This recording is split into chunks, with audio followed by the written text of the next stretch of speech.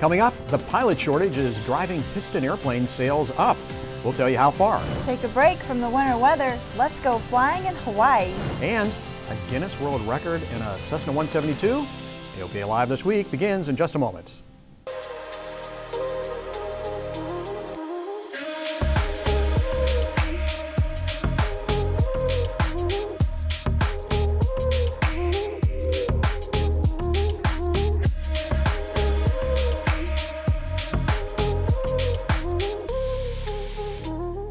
This is AOPA Live This Week with Tom Haynes and Alyssa Cobb. General aviation is a big deal, and now we have proof. There's a new study out, and it proves that general aviation is good for America. More than 1 million jobs, $247 billion to the national economy. The so-called aviation alphabets, AOPA and others, commissioned PricewaterhouseCoopers to quantify GA's contribution to the national and state economies. And the number is impressive.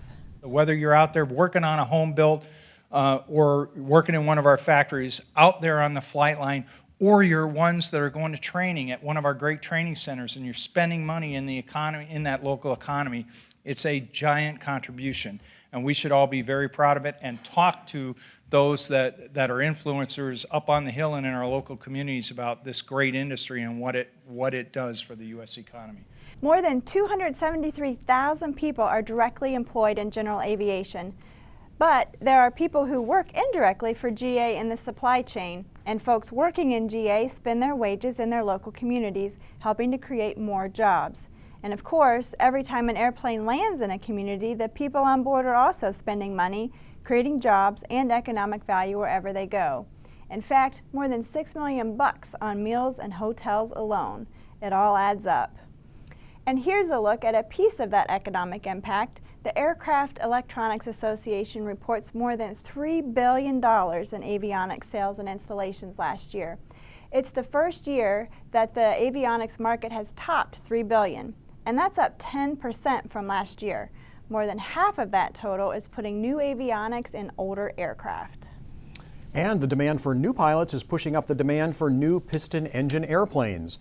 That's what the General Aviation Manufacturers Association said at its annual State of the GA Industry event Wednesday in Washington, D.C. Piston shipments have increased by 16.4%. This is the largest number of units shipped since 2008, and a reasonable portion of this growth was from the training market. Yep, more than 1,300 piston engine airplanes shipped last year, the most in a decade. Cirrus leads the pack, followed by Diamond, Piper, Textron, and Tecnam. Piston-powered airplanes accounted for more than 66% of all aircraft shipments in North America. Business jets at their highest point since 2009. Turboprops and especially rotorcraft were down significantly, but overall the value of all deliveries reached nearly $27 billion. That's up 10% from the previous year. Speaking of sales, the rumored sale of Bombardier business jets to Textron turned out to be just that, a rumor. Bloomberg News reports that this week, Bombardier has sold its train, not its plane, unit to raise cash. Bombardier's president said the company is going to focus on expanding its business aircraft line. Business aircraft will be Bombardier's only business. Last week, the company said it would sell its share of the A220 Airliner to Airbus. Bombardier expects to sell at least 160 business aircraft this year. Well, Tom, you've been following the business aviation industry for many years. What's your take on this? Yeah, well, it's actually a big step for a variety of reasons. I was talking to David Khalil yesterday, who is the head of the Bombardier Business Jet Group. And he says, you know, they're very solid now, that they've spun off the train unit so that the company now is losing a lot of its debt, and they're very much backing the business jet product line out of Bombardier. It's interesting, a lot of the analysts, though, have said that there's too much capacity in the business jet market right now. Too many models, too many companies. And if Textron had bought Bombardier's business jet line, they would have consolidated down, they would have lost several models. The Learjet models probably would have went away. And some of the mid-sized ones, also from Bombardier, they probably would have kept the large, really large airplanes, because Textron doesn't have an airplane to compete there. But because that didn't happen, so we're still going to have a lot of capacity in the business jet market. So interesting to see how that plays out over the next few years.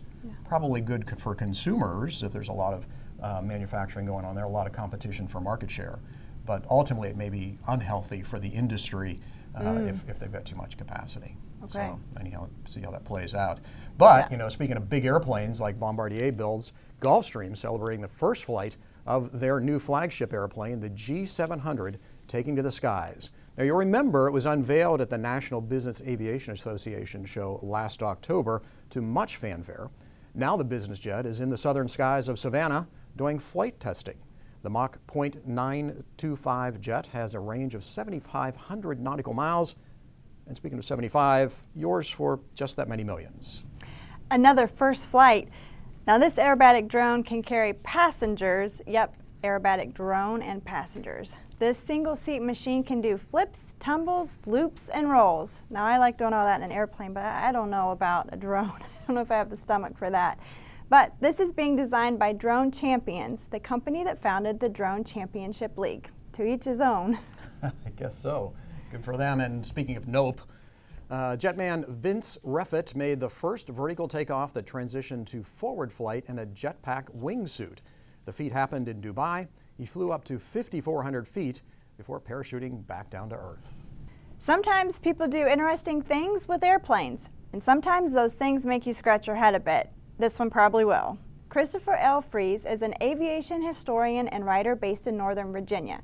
He's a CFII, MEI, holds an ATP, a commercial seaplane rating. He's a drone operator, ground instructor, and light sport repairman certificate holder.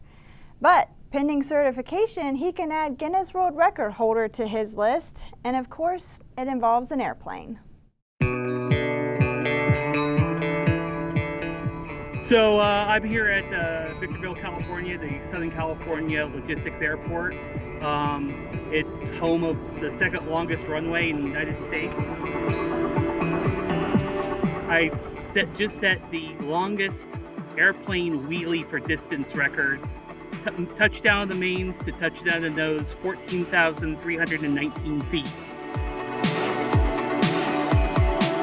A little bit of power in, a little bit of trim. It's just holding the back pressure in. I mean, if you've done a soft field landing and you've just kept on going, that's pretty much what it is, except the idea is you also don't want to take off.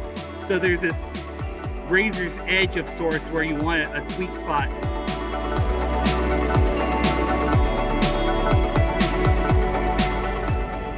I guess the question most people have is why? So a couple years ago, when I was a young, fresh-faced flight instructor, wanted to do something different, you know, get that little bit of a resume bullet, something to stand out on a resume. And I set an aviation speed record going from Mojave to Oakland, California. But in describing it with people, they'd go, well, are you in the Guinness book? So there'd be this common confusion there. And after a while of hearing this, you go, okay, what does it take to be in the Guinness book? Started going through, and early in the list, it was longest airplane wheelie distance, and went through, started reading the description, and went 2 kilometers. I could beat that. And of course, if you want to set a record, you want the record to be something that's going to stand. I don't want to just break the record. I want to knock it to the moon. So where can I do that? I'm at one of the only places, the longest runway in the United States is Denver International, and I don't need to tell you that that's me shutting that down for a couple hours is not going to happen. But Victorville is a very unique aviation resource out here. The airport management has been wonderful to work with. You know, there's coordinated resources in terms of surveyor, getting the 172 checked out in and like, just, you know, it was the right combination of everything.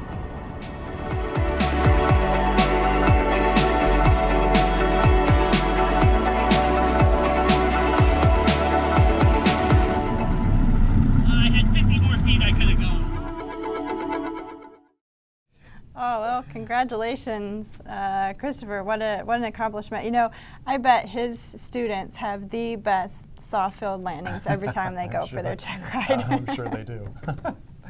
Well, yeah, congrats, Chris, with that one. Hey, when we come back, it's not cold enough for the ice runway. But it's cold enough to make you want to go flying in Hawaii. We'll be right back. There are many important things to consider before purchasing an aircraft. Let the experts at Aerospace Reports help guide you through the process. We combine expert knowledge with our long-standing commitment to personalized customer service to perfect your transaction. Learn more at aerospacereports.com. Welcome back. The FAA recently issued an emergency airworthiness directive to ground all first-generation Cirrus SF-50 Vision jets. The AD reflected a service bulletin issued by Cirrus a few days earlier as a result of a spectacular fire that damaged an SF-50 on the ground in Santa Monica. A malfunction in an entertainment headset audio component caused the fire. To return to flight, owners need to have the components removed.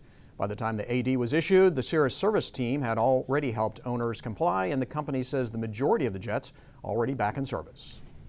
All right, listen up. The NTSB has just put out 2 safety alerts to general aviation pilots. First, the safety board is worried about aircraft ignition switches. It seems that as those switches wear, it's possible to remove the key while the switch is in an on position, and that could leave a hot mag and could result in a starting of the engine by slight rotation of the propeller, either by a pilot as part of a pre-flight inspection or mechanics during maintenance. You can find the video on the NTSB's YouTube channel. The second is aimed at multi-engine pilots. Now we know when we're going through multi-engine training, we spend a lot of time doing single-engine work, and that's important for safety. The NTSB cites numerous accidents where the pilot failed to maintain control after an engine quit. The board noted that it has happened even to experienced pilots with thousands of hours. The AOPA Air Safety Institute has some resources for all twin drivers. You can find them in ASI's Safety Spotlight, Transitioning to Other Aircraft. And ASI Executive Director Richard McSpadden has an article worth reading in the October 2019 issue of AOPA Pilot Magazine. You can find that on our website too. Garmin is making life easier for instrument pilots with an update to the Garmin Pilot app. With the latest release, pilots can load, visualize, and activate instrument approaches, departures, arrivals, and more through the app. The goal is to make the transition from the Pilot app to the Garmin panel Avionics even more seamless. If you have an iOS device, the update is available now. Avionics has a new ADS-B device called the Tail Beacon X. The Tail Beacon X is similar to the standard tail beacon, but it works around the world. It has antennas for the ground-based ADS-B systems in the U.S. and space-based systems that will likely be used in other countries, including Canada. The Tail Beacon is a popular and affordable, easy-to-install ADS-B out solution. Tail Beacon X is available now for the experimental category. The model for certified airplanes will come later. Well, it seemed like a good idea at the time. Build the world's biggest airliner, bigger than a 747, 30% heavier, 150 more passengers. You saw its American debut 11 years ago at Oshkosh. It was an impressive landing and it impressed the crowd. But now the Airbus A380 fleet is retiring. Hard to believe. Air France retired the first in its fleet late last year. Here it is, stripped of its Air France livery on its way to the boneyard. And the very first production A380 that started service with Singapore Airlines, well, guess what? It's now nothing but a pile of parts and scrap metal. But you can have a piece of it for a price. The German company Aviation Tag is recycling that first A380 into luggage tags, about 35 euros with economy shipping. That's about 38 bucks American. Oh, and it's not personalized, but hey, still quite the keepsake. Now, we don't intend to start a debate about climate change, but the New Hampshire Pilots Association says the famous ice runway in Alton Bay will not open this year. The lake hasn't frozen enough. They need a minimum of 12 inches of ice to safely prepare the runway. The ice thickness so far this year has been between 5 and 9 inches, and long-range forecasts show a warming trend. But the annual Winter Carnival week is still scheduled to start this Friday, and you can go. The closest public airport is Laconia. That's Kilo Lima Charlie, India. And now from a flying destination that's usually really cold to somewhere much warmer, hard to find somewhere more beautiful to fly than Hawaii. We leave you this week with a story about the Maui Flight Academy, where you can rent a Cirrus for the scenic trip around the islands. We are unique in the world in that we're located in the #1 island destination, and we have some of the most incredible scenery that can only be seen by air.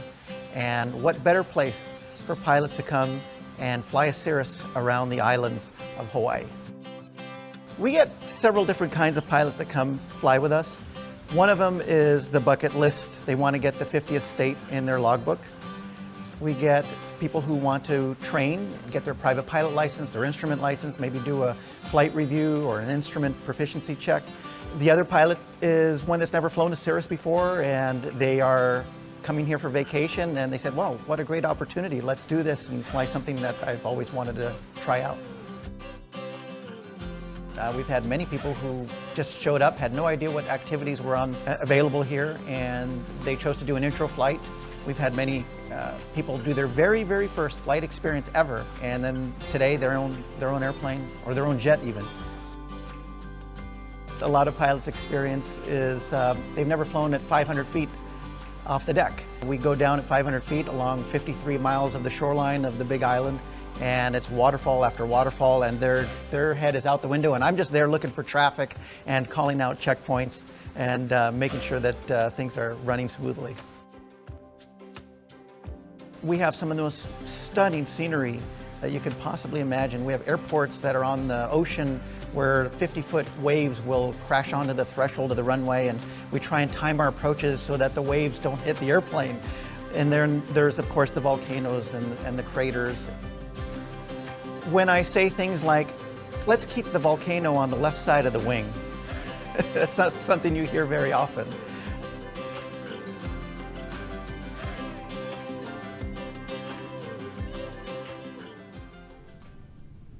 You can read more about flying in Hawaii in Julie Walker's article in the March destination issue of AOPA Pilot Magazine.